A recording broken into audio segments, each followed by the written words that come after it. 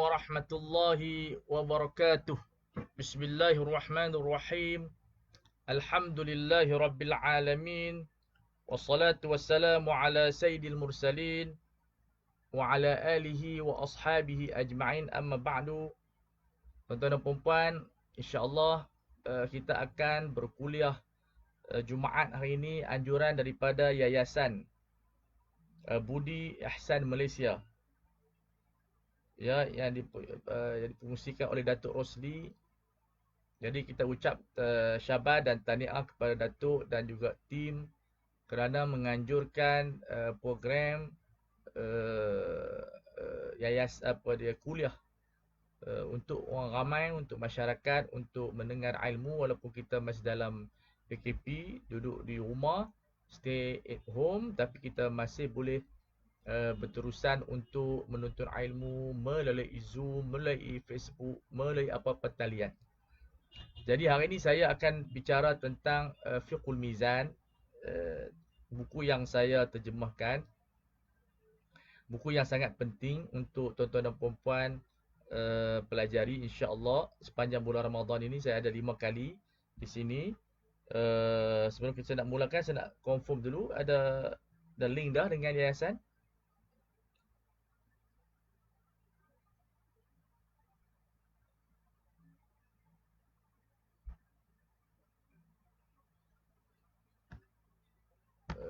Kita nak link kat mana ni?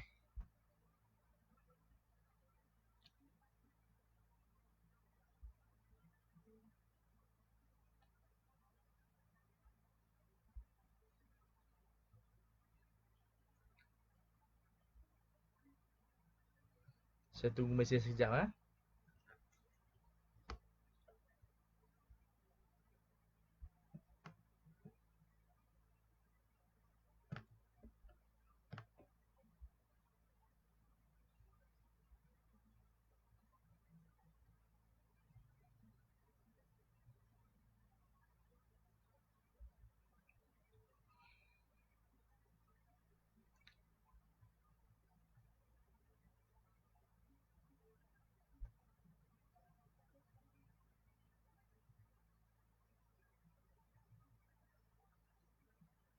Tuan-tuan dan puan-puan,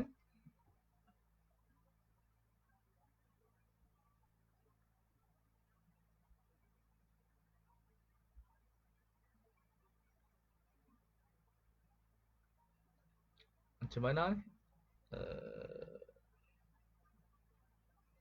Okey, semua okey?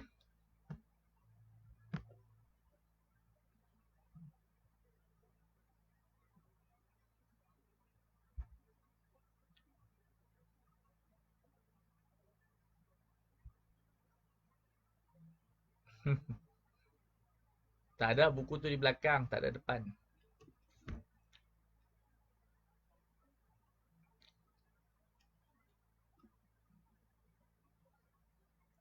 Okey, saya beritahu ini adalah anjuran Yayasan Budi Ihsan.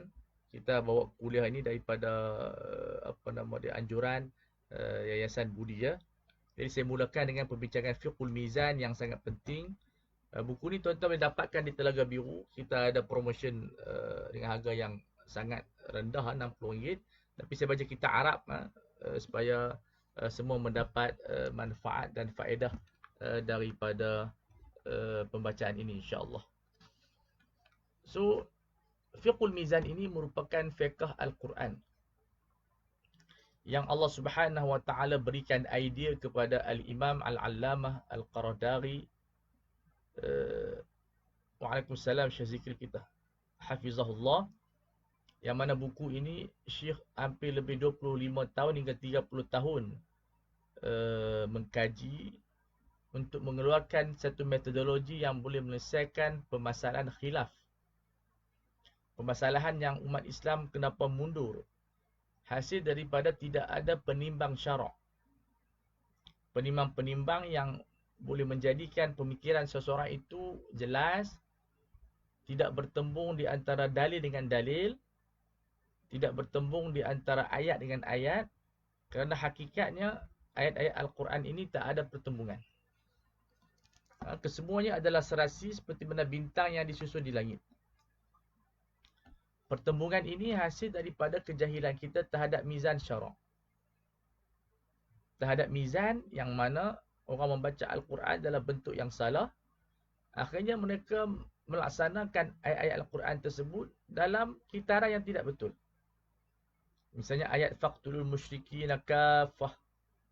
Bunuhlah orang-orang kafir keseluruhannya. Maka ayat itu mizannya adalah ketika mana peperangan. Yang menjadi masalah kepada golongan bukan Islam, mereka membunuh kepada orang Islam yang ekstrim. Mereka membunuh orang bukan Islam tanpa ada sebab. Hatta pelancong-pelancong. Ini yang berlaku pada jamaah ISIS ataupun IS. Kerana mereka membaca faqtulul musyrikin kaffah. Membunuh orang kafir keseluruhan dia tanpa melihat kepada mizan ayat tersebut.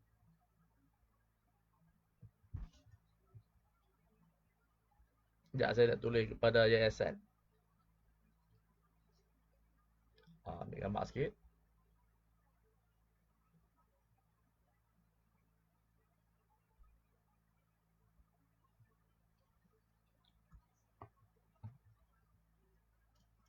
Jadi ini yang menjadi masalah. Kita tengok dahulu ada golongan, ya Allah yarham, penduduk Malaysia juga, mereka terlibat dalam pengoboman. Pelancong-pelancong dengan dalil mereka mengatakan Allah Ta'ala yang perintahkan faqtulul musyrikin kaffah. Sedangkan ayat itu pada mizanil harbi. Ya, ayat itu berlaku pada timbangan peperangan. Ayat yang berkisar tentang peperangan. Sedangkan dalam keadaan aman, Allah Subhanahu Wa Ta'ala menyebut ud'u ila sabili rabbika bil hikmah wal mau'izatil hasanah wajadilhum billati ahsan. Tak ada peperangan. Dalam keadaan yang aman, kita ajak mereka kepada Allah Subhanahu Wa Ta'ala. Dan itulah aslul Islam. Islam bergerak tanpa peperangan. Islam bergerak tanpa ada tekanan yang berbentuk kezaliman. Kerana Allah Subhanahu Wa Ta'ala sendiri menyebut la ikraha fid din. Tidak ada paksaan dalam beragama. Walaupun sedikit paksaan. Ini yang menunjukkan agama Islam ini agama yang sangat penting. Jadi fiqhul mizan, ia merupakan penimbang syariat yang masuk ke dalam semua bidang.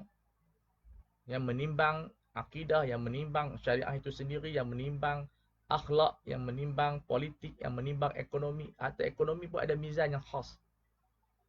Ya, berdiri di atas konsep kita katakan consideration. Mesti ada timbal balik. Mesti kepada al-akhdhu bil asbab. Timbangan politik, peperangan, dakwah, kesemuanya mempunyai timbang-timbangan yang khas. Fiqhul mizan fil usrah, dalam keluarga pun ada mizan yang khas. Dalam persahabatan pun ada mizan yang khas. Semua benda Allah Ta'ala jadikan mizan. Hatta di akhirat kita diadili oleh Allah Subhanahu Wa Ta'ala dengan mizan yang khas. Wa nada'u al-mawazin al-qist. Kami letakkan mizan-mizan yang keadilan. Supaya tidak berlaku kezaliman di sana. Kebanyakan keputusan yang dibuat berlaku kezaliman dan berlaku kecacatan hasil daripada penimbang yang tidak betul. Sesungguhnya alam dunia ini ada penimbangnya.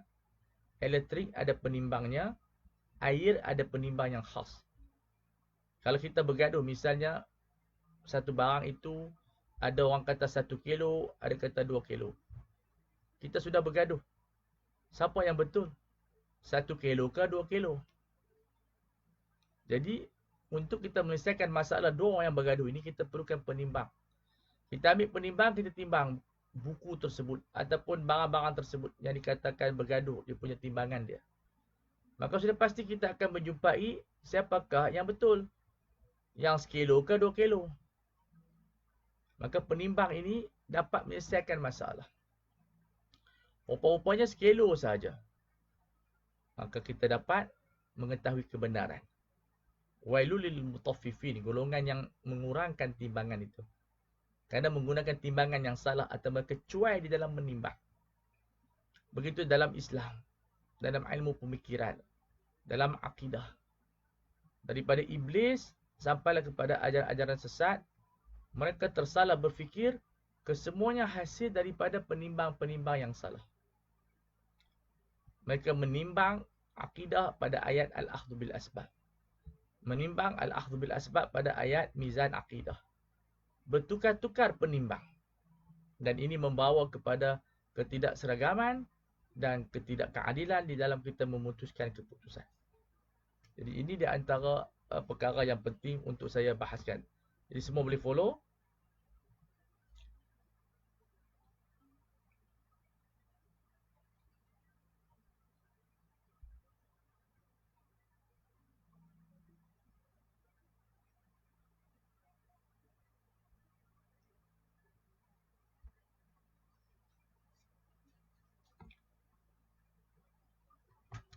Saya bacakan dahulu dustur Quran. Iaitu laqad arsalna rusulana bil bayyinat wa anzalna ma'ahumul kitaba wal mizan, yang saya akan huraikan nanti insya-Allah pada esok hari. Sebab saya akan berada di sini selama 5 hari di bawah anjuran Yayasan Budi Ahsan Malaysia. Ya.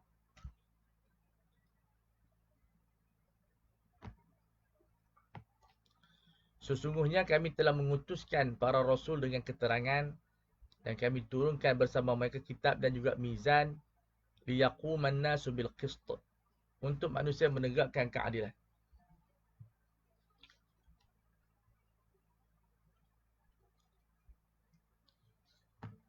Jadi keadilan tidak boleh hanya tertegak dengan kita ada Al-Quran. Keadilan dan kestabilan perlu diletakkan dua perkara, iaitu Al-Quran dan juga mizan. Dan apa itu mizan untuk manusia menegakkan keadilan? Kalau tidak diduakan dua perkara ini, Al-Quran dan mizan, keadilan sudah pasti tidak akan tertegak atau dalam dunia pemikiran kita. Maka kata Syekh Ali Qaradari hafizahullah, nafhamu min hadhihi al-ayat al-karimah anna arkan at-tamkin wal hadarah wa syuruta tahqiqiha thamaniyatun wa hiya wujud. Untuk kita membangunkan tamadun Islam yang kuat ada 8 syarat. Yang pertama, ummatun mu'minah muqtani'atun bil bayyinat. Umat yang beriman dengan penurunan-penurunan yang Allah Ta'ala turunkan kepada mereka. Dan sekarang ni umat Islam, mereka perlu beriman dengan Al-Quranil Majid. Ini yang mesej kita kena bawa, tuan-tuan dan puan-puan, apatah lagi di bulan Ramadan ini.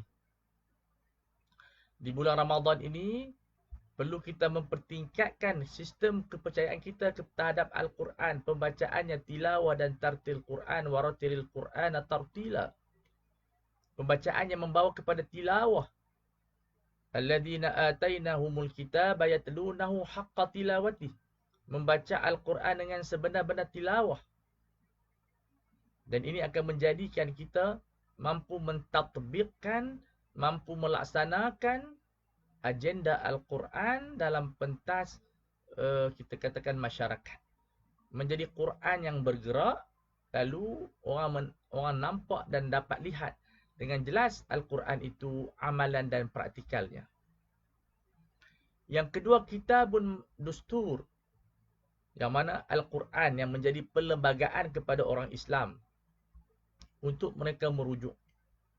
Malangnya kita kurang merujuk Al-Quran. Di antara bala yang terbesar kepada umat Islam membaca Al-Quran tetapi tidak merujuk Al-Quran.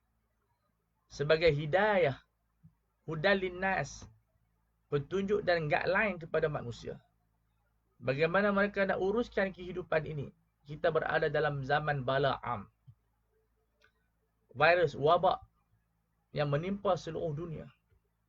Apakah kerangka manhajiyatul Quran, manhajiyah yang mampu untuk kita menyelesaikan masalah-masalah berkaitan dengan ekonomi, berkaitan dengan kesihatan, berkaitan dengan politik, berkaitan dengan sosial, berkaitan dengan kekeluargaan, yang perlu kepada mizan yang khusus.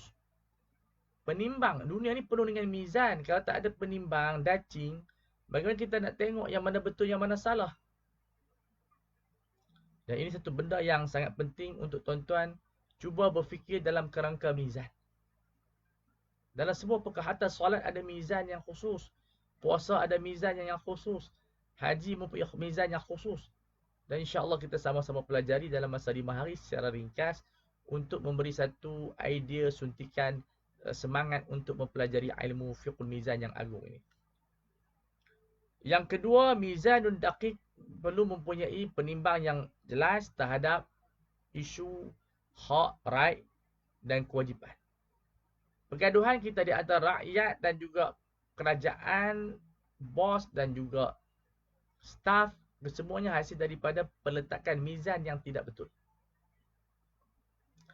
Sekiranya kita meletak mizan yang betul, penimbang yang betul, nescaya tidak berlaku di sana kepincangan dalam sebuah syarikat dan tidak ada kepincangan dalam sebuah kerajaan ataupun sebuah negara. Kemudian yang keempat, adalatun syamilah. Keadilan yang lengkap, yang komprehensif. Tidak boleh kita hanya adil kepada satu pihak dan zalim pihak yang lain. Tidak boleh kita hanya mengadili orang Islam dan menzalimi orang kafir.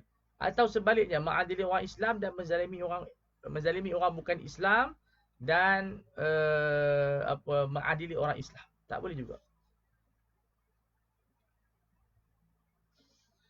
Yang kelima, quwwatun maddiyah. Kita mesti ada kekuatan. Itu perlu memperkasakan tentera, ekonomi dan seumpama dengan dia. Yang keenam, quwwatun ilmiyah. Mesti ada kekuatan ilmu untuk membina tamadun. Yang ketujuh, mesti ada kuasa. Sultatun syar'iyyatun. Daulah yang mana mampu untuk mengadili sebuah negara. Yang ketujuh, akidah yang kuat. So, bila ada 8 rukun ini yang disebut dalam surah Al-Hadid ayat 25, hanya satu ayat saja. Tuan-tuan boleh baca. Buka surah Al-Hadid ayat 25. Laqad arsalna rusulana bil bayyinat wa anzalna ma'ahumul kitaba wal mizan liyaquma an-nasu bil qist wa anzalna al-hadida fihi ba'sun shadid wa manafi'u lin-nas وَلِيَعْلَمَ اللَّهُ مَنْ يَنْصُرُهُ وَرُسُلَهُ بِالْغَيْبِ إِنَّ اللَّهَ قَوِيٌّ عَزِيزٌ. Jadi ini di antara perkara yang perlu kita timbang semula. Dalam membina sebuah kerajaan, membina sebuah tamadun, perlu kepada 8 aliyat tools ini. Untuk kita melihat kepada akidah kita, melihat kepada agenda kita, melihat kepada tools yang kita guna, Al-Quran yang kita dampingi. Ini satu benda yang sangat perlu untuk kita fahami dengan baik. Allahu Akbar. Jadi kitab ini ia merupakan kitab hadiah Syekh Ali Qardari kepada kita untuk kita menyelesaikan pelbagai masalah. Umat Islam menghadapi masalah yang cukup banyak. Kemunduran, kemiskinan, poverty, pergaduhan, perpecahan, istibdad siasi. Sebagai negara Arab, mereka mempunyai kezaliman politik yang sangat dahsyat. Kezaliman rumah tangga misalnya. Masalah sosial, jenayah.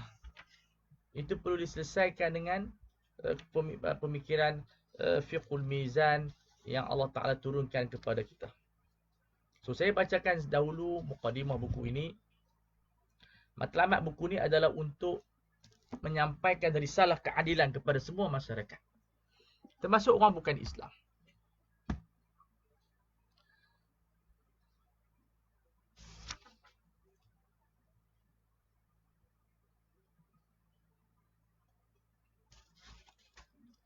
Dan buku ini terhasil daripada ijtihad Syekh sendiri yang lama terhadap Al-Quran. Pembacaan yang begitu mendalam, penuh dengan keimanan.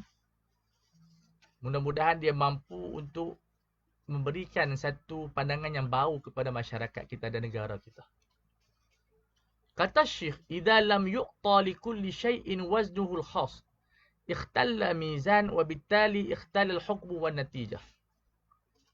Apabila setiap perkara tidak diberikan timbangan yang khas, penimbangan yang khas, maka akan cacatlah timbangan tersebut dan akhirnya natijahnya akan juga berlaku kecacatan. Maknanya dalam isu-isu kita bincang, politik dia ada mizan yang khas, berdiri di atas syura. Tiba-tiba politik ini kita buat kuasa veto penuh. Seorang saja yang bagi pendapat. Orang lain tak boleh bagi pendapat. Akan rosaklah keputusan sebuah negara. Sebab mizan politik ialah asyura dan maslahah. Mesti menjaga maslahah rakyat dan juga berdiri di atas syura. Dan ini satu benda yang perlu dilihat. Sebab banyak negara yang menjadi kuasa apabila ketuanya, presidennya, perdana menterinya berkuasa penuh. Jadi ini perlu dilihat oleh kita semula supaya kita dapat menimbang. Para pemimpin dapat menimbang keadilan yang hakiki. Walaupun keadilan yang hakiki ini hanyalah di akhirat kelak nanti insya-Allah Subhanahu wa taala. Boleh dapat kan? Nanti saya akan tunjukkan buku ini untuk tuan-tuan dapatkan di Telaga Biru Bookshop untuk baca bersama dengan saya. Famizanul aqidah, timbangan akidah ghairu mizani ahkam syariah. Timbangan akidah yang berdiri di atas taslim kepada Allah, yakin kepada Allah dan banyak isu-isu ghaib berbeza dengan ahkam syariah, ahkam fiqhiyah. Wa mizanul ghaib, timbangan alam ghaib berbeza dengan alam syahadah. Kita tidak boleh menyatakan di dunia kita tidak boleh melihat Allah, di akhirat tidak boleh melihat Allah. Kerana timbangan di akhirat berlainan dengan timbangan di dunia. Di dunia kita lapar, kita kenyang, kita kencing, kita buang air besar. Tetapi di akhirat kita tidak ada buang air besar. Kita tidak ada buang air kencing. Sebab timbangan yang berbeza. Umur kita pun tak meningkat. Umur kita tidak meningkat. Tetapi di dunia umur kita meningkat dan seumpama dengan dia. Maka Mu'tazilah tersilap timbangan dia. Apabila dia menyatakan kita tidak boleh melihat Allah pada hari kiamat. Kerana di dunia pun tidak boleh melihat. Mereka terkeliru di antara penimbang mizanul ghaib dengan mizan asy-syahadah. Begitulah. Kalau kita nak buat satu perubahan, sudah tentu kita akan melihat kepada remaja, melihat kepada orang tua-tua, melihat kepada orang wanita. Kesemuanya mempunyai mizan-mizan yang khas. Kalau kita selesaikan masalah wanita dengan mizan lelaki dan kita selesaikan masalah lelaki dengan mizan wanita, kita tidak akan jumpa penyelesaian dia. Wa mizanul ibadat ghairu mizanil adat. Mizan ibadat tidak sama dengan mizan muamalat dan adat yang berdiri di atas kreativiti, inovasi. Adapun ibadat kita ittiba', kita mengikut sunnah Rasulullah sallallahu alaihi wasallam tanpa kita melakukan penambahan-penambahan yang membawa kepada bid'ah. Wa mizanul jihad ghairu mizanid dakwah. Adapun mizan jihad itu tidak sama dengan dakwah. Peperangan berdiri di atas kekerasan, kita syadid, kita tembak orang, kita bunuh orang kerana nak mempertahankan agama. Tak ada orang kata apa kelembutan di sana. Adapun dakwah tak ada kekerasan.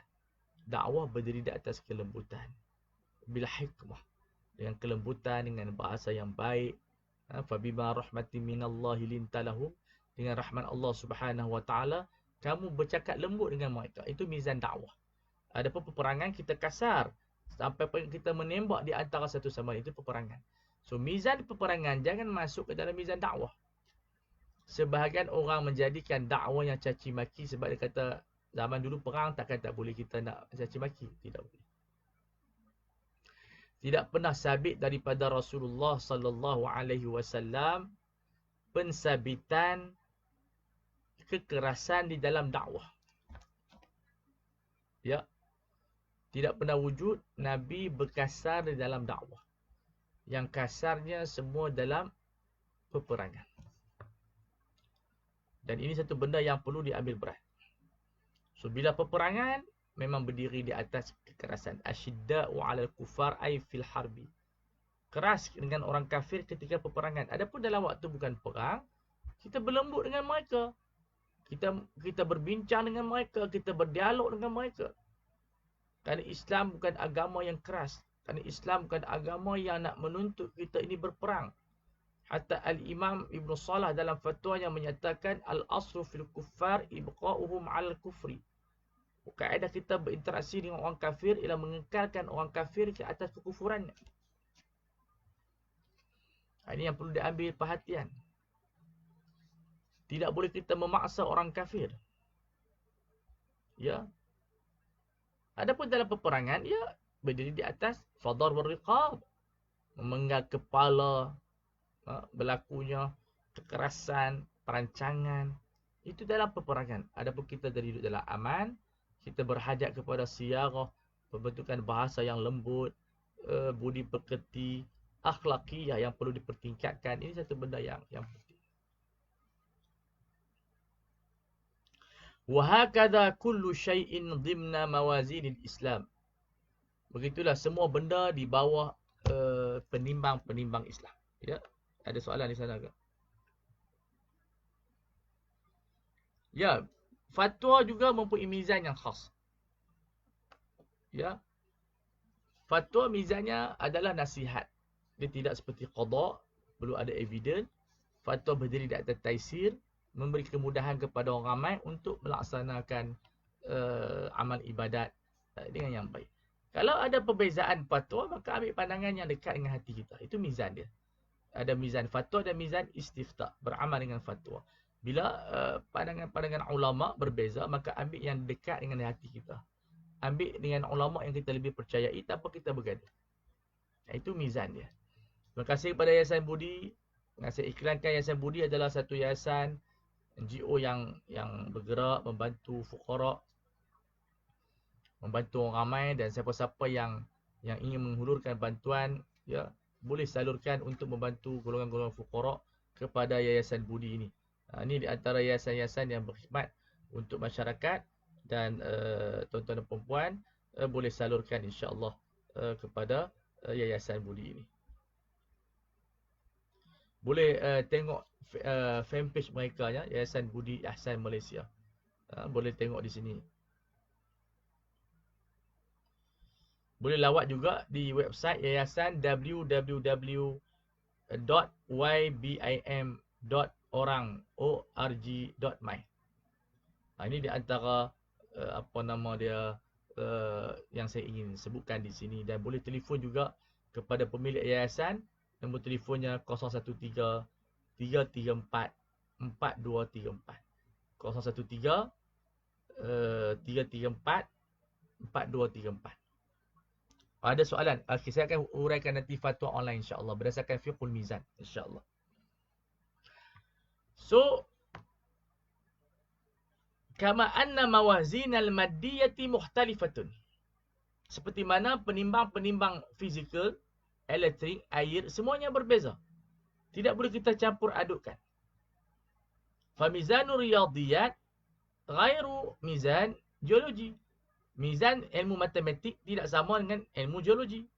Wa mizanul kahraba, mizan elektrik, ghairu mizanil ma, tidak sama dengan mizan air. So, begitu kita dalam syariah, timbangan-timbangan dalam ayat. Ya, semua insya-Allah boleh share kuliah ini, dan kuliah ini boleh direkod dan boleh sebarkan. Sebab saya ajak kitab ini, kitabnya agak tinggi, tapi saya yakin saya rendahkan apa nama dia, apa dipanggil apa bahasanya, untuk tuan-tuan mengambil berat tentang bahawasanya banyak benda yang kita silap apabila kita tidak faham tentang mizan satu perkara. Sedikit sejarah ustaz keilmuan. Saya tidak faham soalan ini, ya.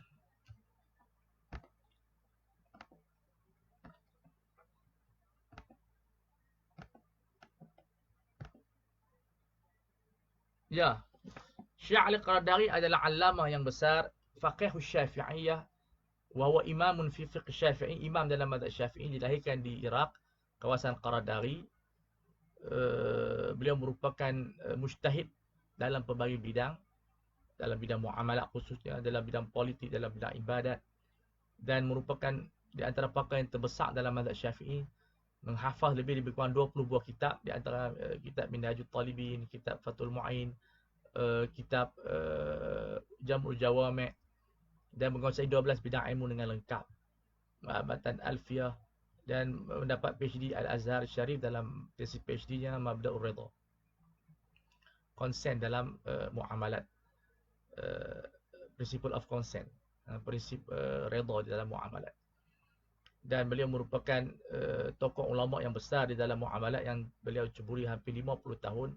Mempunyai buku yang sangat banyak dan saya hampir memiliki semua buku-bukunya, alhamdulillah, yang ada pada saya lah, yang mencetakkan baru belum sampai lagi. Seorang yang muyassir dalam fatwa, mu'tadil, seorang sufi, seorang aqliyah yang sangat besar, imam dalam wasatiyah, imam di dalam tahdid syar'i, luar biasa ilmunya. Boleh tengok dalam buku saya, kalau beli buku saya Fiqhul Mizan, terjemahannya hampir makan lebih kurang 15 muka surat. Paper dia, buku dia begitu saintifik. Ya, buku Fiqhul Mizan, kat mana saya letak itu? Tapi boleh tengok di bookshop Telaga Biru. Gambar saya ada dengan Syekh Ali Qadari, iaitu Fiqhul Mizan. Tuan-tuan boleh beli sekarang ni, harga dia RM60 saja. RM60 daripada RM75. Okey, boleh saya teruskan? Fatwa online saya ulas nanti 10 minit sebelum saya tamat.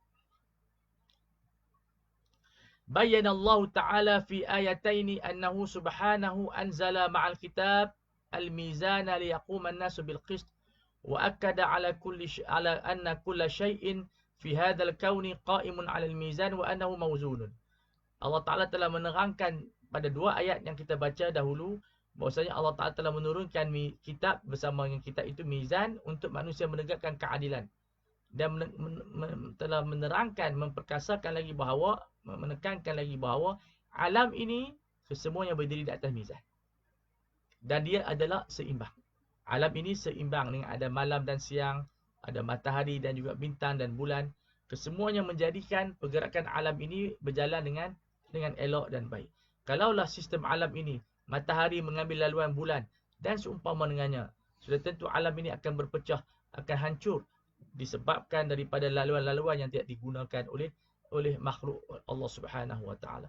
So begitulah kita manusia, apabila kita tidak menggunakan mizan yang sahih dalam pembicaraan akidah kita, dalam tasawur kita, dalam pemikiran kita, dalam ibadat kita, dalam keputusan kita, hatta dalam pentadbiran, maka akan tercetuslah satu kepincangan pada natijah dan keputusan kita. Wa annahu azza wa jalla yata'amalu ma'a ibadihi fid dunya wal akhirah wifqa mawazinil qisti, ataupun wafqa mawazinil qisti. Hatta Allah yang maha adil, subhanahu wa ta'ala maha adil, pun menggunakan mizan penimbang yang khas di akhirat kelak untuk menegakkan keadilan. Sedangkan Allah Ta'ala tidak perlu nak letakkan mizan penimbang pada hari kiamat untuk menimbang amalan kita, tetapi untuk menunjukkan hikmah keadilannya, supaya mereka tidak ada hujah di atas apa yang Tuhan lakukan, maka Allah Ta'ala letakkan mizan wa nadawul mawazin al-qist, dan diletakkan mizan keadilan untuk di sana tidak ada kezaliman di sana. Jadi orang sendiri boleh tengok, makhluk-makhluk Allah boleh tengok sendiri apa yang mereka lakukan di dunia dan ditimbang amalan-amalan mereka. Jadi faman saqulat mawazinuhu fahuwa fi 'aishatir radiyah wa amma man khaffat mawazinuhu fa ummuhu hawiyah. Jadi penimbang kita ada dua daci, yang berat akan masuk syurga, yang ringan akan masuk neraka. Wal 'iyadzu billah. فكيف يمكن أن نتعرف على هذا الميزان في فهم الشريعة الذي جعله الله تعالى شرطا لتحقيق العدالة وأنزلنا معهم الكتاب والميزان ليقوم الناس بالقسط. Bagaimana boleh kita nak memahami timbangan ini untuk memahami syariat Allah? Sudah tentu syariat Allah pun ada mawazin yang khas. Hatta kalau kita nak buat undang-undang pun ada mizan yang khas. Akan membicarakan tentang hukuman, membicarakan siapa yang buat hukuman, siapa yang dikenakan hukuman, waktu, keadaan dan seumpama dengan dia. Bukan hanya kita menghukum, tetapi perlu diletakkan pada mizan yang adil supaya tertegaknya keadilan insya-Allah kepada masyarakat. Fiqhul mizan yaqtadi al-'inayah al-quswa min khilal. Fiqh mizan ini menuntut kita mengambil berat tentang beberapa perkara. Panjang ya. Baik. Yang pertama, al-mizanul khas lil wusul ila mi'yariyatin mundabitatin li kulli babin min al-abwab hatta la yaqa'a al-labsu wal inhiraf. Baik. Perlu kepada mencari mizan yang khas untuk kita sampai kepada satu standard yang tersusun pada setiap bab yang kita bahaskan. Misalnya kita nak buat tentang sekarang ni sembahyang jemaah melalui Zoom dan seumpama dengan dia, so tentu kita kena faham mizan kita adalah ibadat. Bukan yang adat untuk kreativiti. Kita nak ada di sana syu'ur, ada perasaan, berjemaah dengan imam. Jadi kita tidak sahkan sembahyang berjemaah dengan Zoom yang berjauhan, mungkin di muka, mungkin di masjid negara, dalam keadaan yang seolah kita tidak duduk satu tempat. Ya, berjemaah begitu. Jadi menggunakan dawabit fiqhul mizan, memahami makna-makna ibadat, solat itu sendiri, falsafah itu sendiri, dapat menunjukkan kita di sana pandangan yang lebih tersusun untuk masyarakat. Jadi kita anjurkan sembahyang jemaah, tarawih di rumah, dan itu bertepatan dengan mizan ibadat. Duduk bersama, boleh kalau imam salah kita boleh tegur. Kalau kita ikut Zoom, kalau imam salah nak tegur macam mana? Jadi tidak sampai kepada maqasid-maqasid yang yang kita fahami dalam konsep beribadah. Kita ada masa sikit lagi. Ada soalan yang saya kumpul.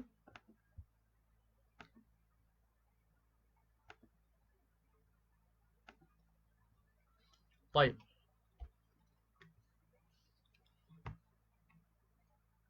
Yang pertama, التعرف على الميزان الخاص بالموضوع لمعرفة كون الحكم أو النص الشرعي من أي باب حتى يتم التعامل معه وفق ميزانه. فميزان الشعائر التعبدية غير الميزان العادة والمعاملات. Kita berhenti kat situ. Nanti saya nak bincang tentang perkahwinan online. Jadi kemudian kita buka soalan.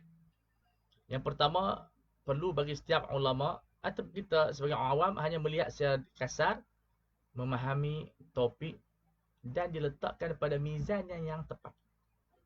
Dalam ibadat, kita akan tahu mizan dia adalah ada keikhlasan, ada rukun dia, ada syarat dia, ada waktunya, tak boleh buat sesuka hati. Tak ada kreativiti seperti mana adat dan juga muamalah. Sehingga kita mampu berinteraksi dengan sempurna. Contohnya mizan syiar-syiar ibadat dalam sembahyang, dalam puasa tak sama dengan mizan adat dan juga muamalah. So muamalat berdiri di atas sultanul irada, kreativiti, inovasi yang kita boleh create dalam pelbagai bentuk. Sekarang ni kita belajar ni muamalat, walaupun belajar itu ibadat, tapi dalam sektor muamalat kita boleh create pengajian online dan sah kalau orang bertalaki dengan saya mungkin online, sebab ini bukan sembahyang, ini bukan ibadat dalam bentuk syiar. Ini pengajian dalam kehidupan, walaupun ilmu agama, tapi sistem ni adalah sistem duniawi.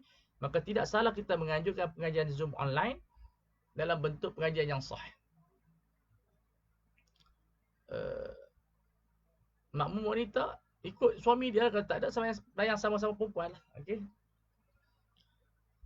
Baik. Jadi seperti mana ulama-ulama terdahulu mereka belajar dengan ulama-ulama wanita di sebalik hijab.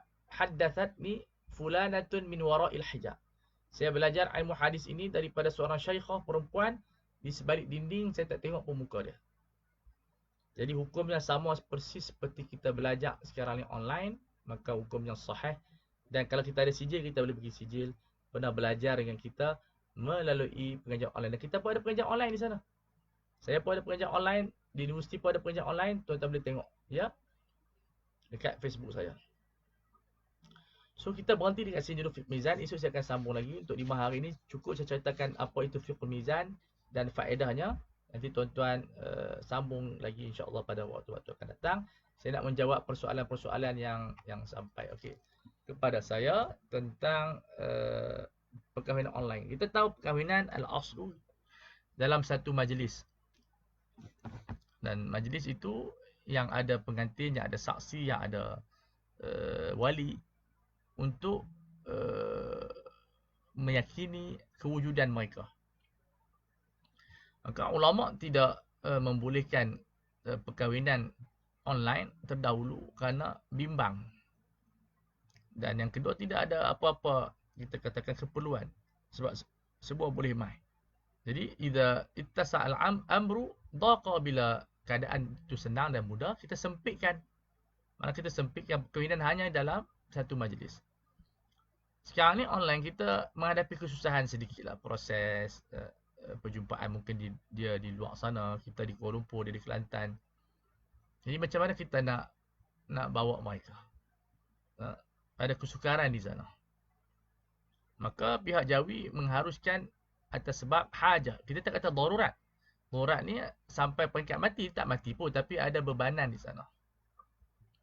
Dan mereka meletakkan syarat-syarat dia perlu diuruskan oleh Jabatan Agama di bawah kesediaan mereka, dan semua keadaan itu tidak ada fraud ataupun fake secara langsung, bukan rakaman. Jadi tanzil keadaan Zoom ini seperti mana dalam satu majlis, kerana di sana tak ada apa-apa fraud dan fake di sana, maka al-hajatu tunazzalu manzilat ad-darurah 'amatan kana am khassatan. Walaupun dia tidak sampai kepada darurah yang quswa, tapi cukuplah dalam keadaan yang kita sekarang ni tak boleh nak ke mana-mana, sukar untuk bergerak, diharuskan untuk temporary sampai tempoh PKP ni habis, maka kita tak bagi kahwin dah. Walaupun sebagian ulama tidak mengharuskan, itu pandangan fiqh. Kita sekarang ni berfatwa. So berfatwa konsepnya berlainan dengan kefahaman yang kita pelajari dalam kitab. Fatwa ni adalah untuk taisir. Al-ilmu an tuhilla syai'a min al-usul wa amma at-tashdidu fayuhsinuhu kullu wahid. Ilmu fatwa ini adalah memudahkan dan menghalalkan satu perkara daripada usulnya. Kita ada usulnya, ada mabda'nya. Kita tak setuju kahwin online ni prinsipnya. Tapi dalam keadaan ini sahaja. Baik.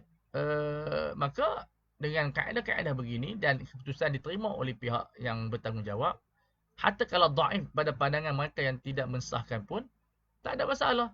Kerana ia adalah medan ijtihadi, tidak ada dalil yang qat'i. Walaupun masih kawan-kawan kita terikat dengan mazhab, kita sangat menghormati. Tapi kita dalam fatwa, kadang-kadang kita kena keluar daripada mazhab untuk memudahkan masalah orang ramai.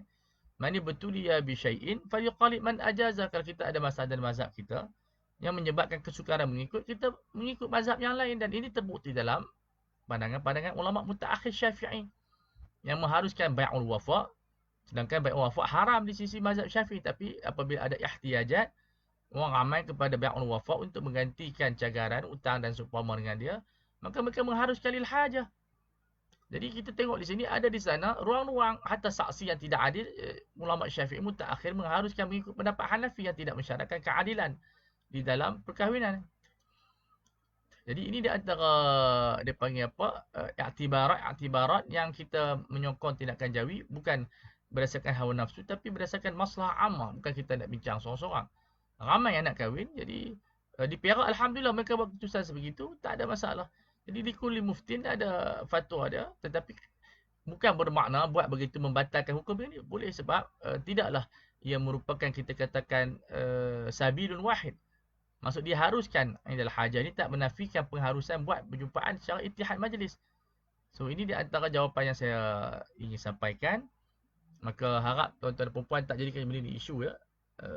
Dan tenangkan diri anda dengan ilmu, insya-Allah. Ada soalan lagi?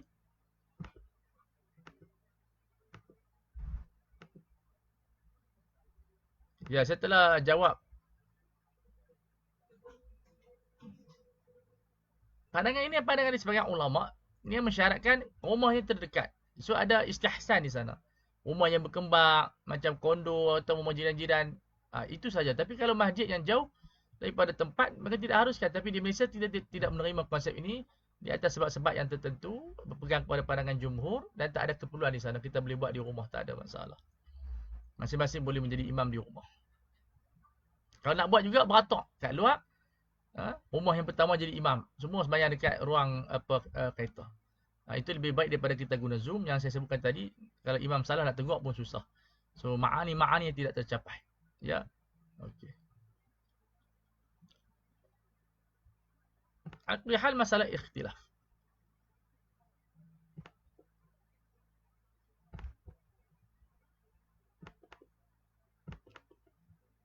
Ada soalan lagi?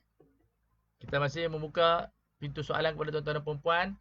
Dan saya war-warkan di sini, siapa yang nak menderma, khususnya di bulan Ramadan ini, untuk ibu bapa yang telah meninggal dunia, boleh layan web ybim.org.my donation donation. Boleh kita kata apa dia, layar laman tersebut untuk tuan-tuan dan puan-puan menyumbang di bulan puasa. Sedikit pun tak apa, tak ada masalah. Beda sikit-sikit, insya-Allah Yayasan Budi akan sampaikan kepada mereka yang berhak, yang layak, ya. Tuan-tuan dan puan-puan, masih ada soalan lagi? Kalau tak ada, kita sambung esok insya-Allah pukul yang sama, jam pukul 12. Saya 5 hari bersama tuan-tuan dan puan-puan, jam 12 tengah hari untuk mempelajari fiqhul mizan. Kalau lewat-lewat sikit nanti mungkin saya baca sikit hadis. Saya cadang mungkin 40 minit baca fiqhul mizan, 10 minit saya dah baca hadis daripada mungkin Sahih Ibn Hibban ataupun Sunan Tirmizi, baca dalam satu atau dua hadis untuk keberkatan, ya. Boleh semua? Saya ucap terima kasih kepada semua tuan-tuan dan puan-puan, sama-sama beri sokongan kepada Yayasan Budi untuk menyumbang kepada masyarakat. Dan jadi kelas saya insya-Allah kelas ilmiah, pembacaan kitab, dan boleh dapatkan buku-buku saya apa dia di Telaga Biru bookshop.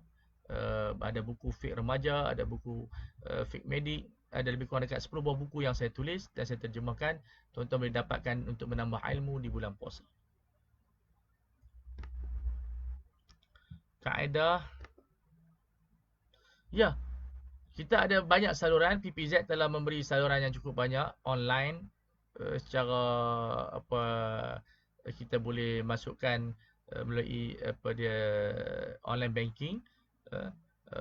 Kita masukkan ke nombor-nombor yang berterusan, dan masa kita nak masukkan duit tersebut, nak bank in tersebut, kita niat ketika itu sahaja aku menggunakan zakat fitrah. Jadi dah boleh buat pada hari ni dah. Lebih awal lebih baik, kerana kita dapat menolong orang-orang miskin di waktu sekarang ni. Kita baca banyak maklumatnya. Mungkin kehilangan pekerja, hampir berapa puluh ribu orang akan hilangkan pekerja. So di saat waktu ini, bantulah mereka dengan menggunakan zakat fitrah yang boleh diuruskan dengan wang tunai, ya. So kalau boleh jumpa pun tak apa, tapi dia tak boleh jumpa dan semua terputus, maka kita buat seperti mana PPZ suruh. Itu yang terbaik, tuan-tuan dan puan-puan. Ada soalan lagi?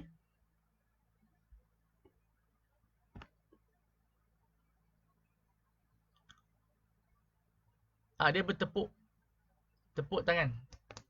Wa innama tasfiqu lin-nisa. Dia tepuk begini. Orang lelaki tu tahu. Tapi soalan kalau imam tu faham, dia tahu lah. Kalau imam tak faham, susah juga. Sebab tu kena jadi imam ulul ahlam, yang bijak, yang tahu tentang hukum hakam. Saya nak wawarkan di sini ada tafsir Ibnu Katsir. Kita ada di Telaga Biru diskaun daripada RM900 ke RM600. Boleh layar laman web. Dan juga buku solat berjemaah karangan Ustaz Khidir, boleh dapatkan untuk mengetahui lebih lanjut dengan harga RM60 tak silap saya. Okey. Tuan dan puan-puan, saya ucap terima kasih. Kalau tak ada apa-apa, kita bertemu esok hari waktu tahajud. Ya, selepas isyak dah boleh tahajud dah. Cuma mazhab Syafi'i mensyaratkan tidur. Kalau mazhab Hanafi tak perlu tidur, jadi boleh buat dah. Okey. Kalau ikut Hanafi better, sebab kita sekarang ni kalau tidur apa yang nak bangun. So ikut Hanafi untuk bertahajud selepas isyak dah boleh tahajud. Okey. Yang terbaik adalah waktu tengah malam, nisfuhu, pukul 1, pukul 2 tu, itu yang paling terbaik. Tapi kita buat slow-slow, man. Okey. Kalau tak ada apa-apa, saya ucap terima kasih kepada Yayasan Budi, kepada Tok Rosli, kepada semua warga yayasan, kepada sahabat-sahabat yang follow saya, dan saya ada kuliah online saya di pengajian Al-Markas Al-Qaradari, tuan-tuan boleh tengok, boleh semak. Jadi kita bertemu lagi esok hari di sini, tempat yang sama, sambil menderma. Boleh cek laman web Yayasan Ihsan Budi Malaysia. Maka kita jumpa esok insya-Allah. Kalau imam lupa, boleh tak wanita jadi apa ni? Dia makruh, tidak batal tapi makruh.